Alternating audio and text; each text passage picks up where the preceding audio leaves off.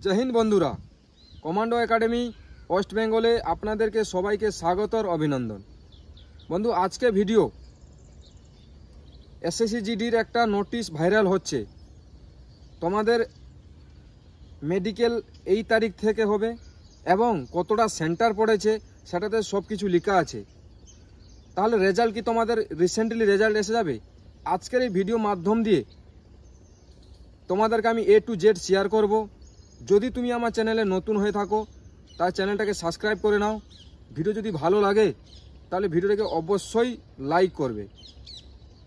মেডিকেলের জন্য কতখানি কাট অফ থাকলে কতখানি নাম্বার থাকলে তোমার নাম আসবে এই ভিডিওতে আমি লাস্টে বলে দিব। তো শুরু করছি ভিডিওটা। প্রথমত তোমাদেরকে বলা হয়েছিল, নোটিশও এসেছিল যে 1 থেকে 7 তারিখের মধ্যে অক্টোবর মাসে তোমাদের রেজাল্ট আউট হয়ে যাবে। যদি তোমাদের 7 থেকে 8 তারিখ বা 10 তারিখের মধ্যে রেজাল্ট আউট হয় তাহলে কিন্তু তোমাদের যে এখন যে নোটিশটা ভাইরাল হচ্ছে যে 15 তারিখ থেকে তোমাদের অক্টোবর মাসে মেডিকেল শুরু হবে, কোনো দিনই শুরু হতে পারবে না। কারণ কি, যদি তোমাদের 10 তারিখ বা 12 তারিখে যদি তোমাদের রেজাল্ট আউট হয় 3-4 দিনের মধ্যে তোমাদের কিন্তু নাম এডমিট আসবে না মেডিকেলের জন্য। তো এই যে নোটিশটা ভাইরাল হচ্ছে এটা ফেক। আবার কি দেওয়া আছে, 45টা সেন্টার আছে শুধু মেডিকেল করানো হবে।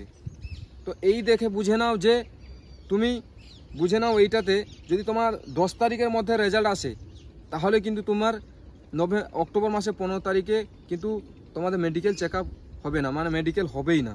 যদি সেপ্টেম্বর মাসের লাস্ট উইকে, মানে এই যে সেপ্টেম্বর মাস চলছে এর লাস্টে যদি তোমাদের রেজাল্ট আউট হয়ে যায় তাহলে কিন্তু তুমি আশা রাখো যে তোমাদের অক্টোবর মাসে 15 তারিখের মধ্যে তোমাদের মেডিকেল চেক আপ শুরু হয়ে যাবে।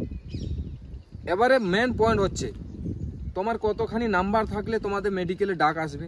আমি আগেও বলেছিলাম লাস্ট যদি 5 থেকে 6 নাম্বার আছে তোমার মেডিকেলে ডাক আসবে। আর যারা কমেন্ট করছো তোমাদেরকে আমি একটা বলছি, তোমার যদি জানকারি আছে তাহলে তোমরা মেসেজ করে পারো, উল্টা পুল্টা গালাগালি দিও না। আমারও গালাগালি আমার মুখেও আছে, আমিও বলতে পারি, কিন্তু এটা ভদ্রতার হিসাবে তোমাকে বলছি। ভদ্রতা এইটাই পেহচান যে মুখে গালাগালি দেয় না। তুমি যে কিভাবে অভদ্র সেটা তুমি কমেন্টেই জানিয়ে দিচ্ছ। সেই জন্য তোমাদেরকে আমি বলছি মেডিকেলের যে যে সমস্যাগুলো আছে তুমি এতদিন থেকে সেটাকে ঠিক করে নাও। যেরকম নখনি সমস্যা মেয়েদের ক্ষেত্রে হয়, ছেলেদের ক্ষেত্রে হয়।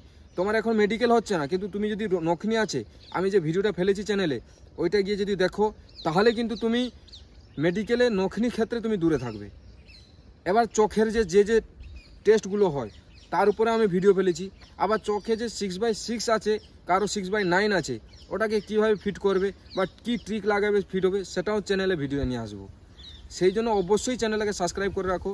যখন তুমি এসএসসি জিডিতে সিলেকশন হয়ে যাবে তারপরে আনসাবস্ক্রাইব করে দাও, কিন্তু এখন কমসে কম সাবস্ক্রাইব করে রাখো যাতে তোমাদের এই এসএসসি জিডির তুমি সিলেকশনটা নিতে পারো।